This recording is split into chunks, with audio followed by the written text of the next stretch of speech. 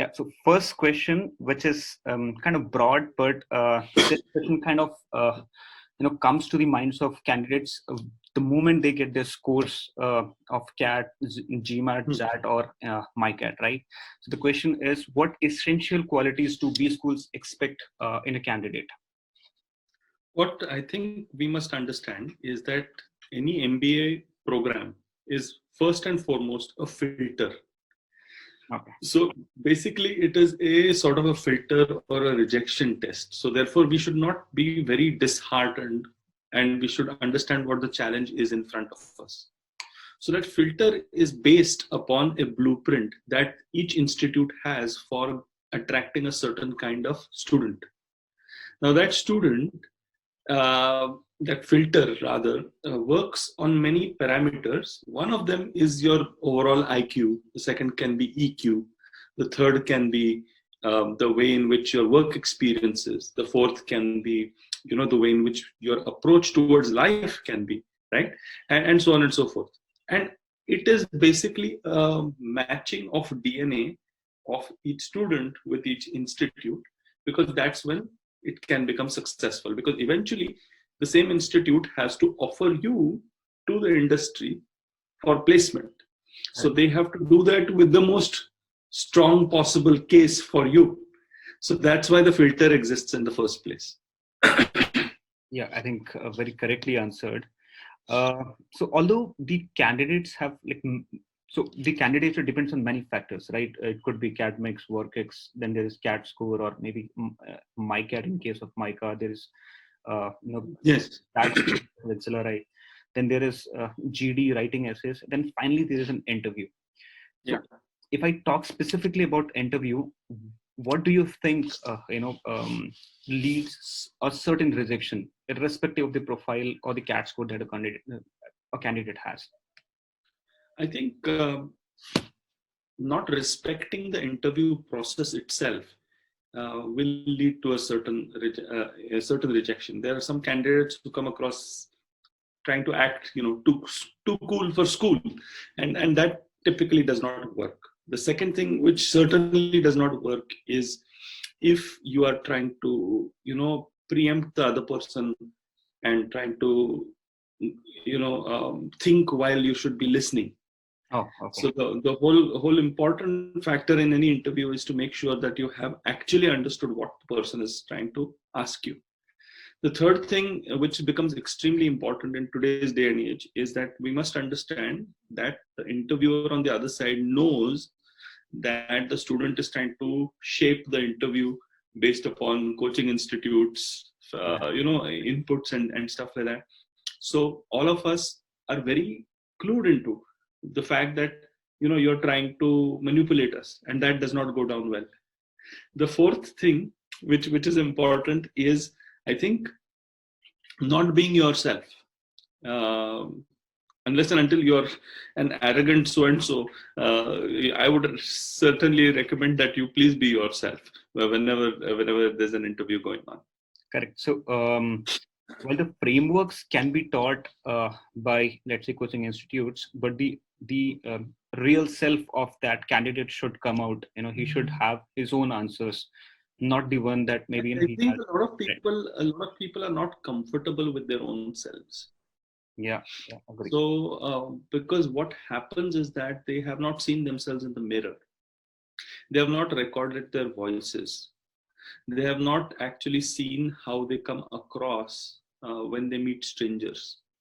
What tends to happen is that they are going through the rigmarole of doing this without actually getting feedback, which is straight up objective. So I would recommend just recording your own voice. We all hate the sound of our own voice to start with. Everybody does. The second thing would be just to stand in front of a mirror and look at the body language that you're projecting without it being fake. Just look at yourself. I think that those things kind of make you comfortable with yourself. I think that makes a lot of sense, actually, because when you start recording yourself, it becomes, at least towards the start, it is pretty awkward to listen to your own voice and understand that there's so many mistakes that you make. Absolutely. So one question that actually we keep on hearing, on the posts that we make and the discussions that we do with the aspirants, especially the students, is how much impact the technical knowledge they have gained kind of makes. Because a lot of people who have done well with their scores, at times they don't have a very strong technical background. I think what the interviewer is trying to figure out is what you are passionate about. Yeah. Right. So technical knowledge is an indication of the fact that you're passionate about something. Now, technical knowledge can be about anything. If you don't have work experience, it can be about a hobby that you have, or it can be about something that is close to your heart, like a cause or an interest. So the knowledge that you say is technical can belong to any subject. The fact is, what we are trying to do as practitioners is to understand whether you can be passionate and how deep do you go in the area of your passion. Agree. Yeah. So if I talk about this year, at least the past year has been very different, right? Because of the pandemic that has come across, and almost I think every college today is taking a virtual interview. So do you think a virtual interview is different from a regular in-person interview? As in, like, are there additional things the students need to do, or there are some advantages the virtual interview renders to the students? I think the preparation process itself becomes different because what you should be doing is to record yourself and see how you look on camera rather than in person. I think that becomes extremely important. And you have to basically be comfortable in front of a camera. Correct. I think that is when, and thankfully because of the Instagram and the TikTok and the rest of it, we are all posing for selfies in any case. So I don't think that is too much of an issue. But the fact is that when you know that you're instantly having an interaction, that is what we need to figure out as to, whether we are doing well. So yes, the process is different and we need to prepare for a different process. Agree. I think that's a right way of putting it. So one question that is something which is very pertinent. It is not specific to interview, but it kind of shapes the thought process of a candidate. So a lot of candidates say that they are interested in finance and they would be studying only marketing or only operations when they go to college. Do you think that is a right way of thinking, or the aspirant should have an open mind while they're approaching their MBA journey? No, both approaches are good. Okay. Both are good. Yeah, because if you're truly open to openness, it will work for you. If you're truly passionate about one subject, it will work for you. Being wishy-washy is not going to work. Okay, so somewhere that thought clarity has to be there with the candidate. Absolutely. See, I don't know is still clarity because I don't know. If you're clear that you're confused, that means you're clear. You're clear. Absolutely, yeah.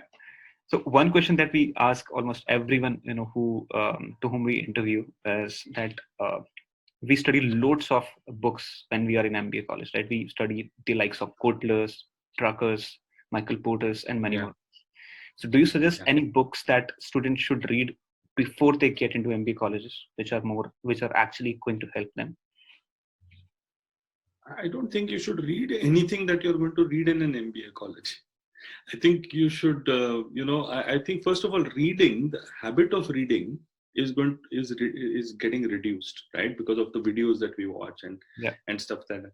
Mm-hmm. I think that because of that factor, and because the MBA would require you to read case studies, and because the MBA would require you to do a lot of reading, it's quite important to get into the habit of reading. So I wouldn't care whether you're reading the newspaper or whether you're reading, something heavy, but try to read something which is not connected to your life at all with interest, with deep interest.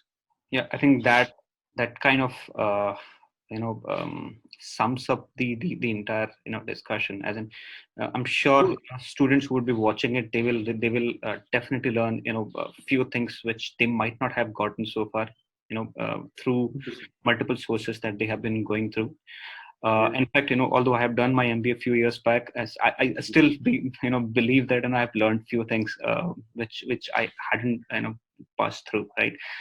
Although I would want to continue this discussion as long as it can go, but in the interest of time, I think we'll have to keep the other questions maybe for some other time. Certainly. Yeah. So thank you, Siddharth, for joining us. We hope that your input My was pleasure. correctly. Absolutely. Thank you. Thank you. All right. Cheers. Bye. Thanks a lot. Thanks.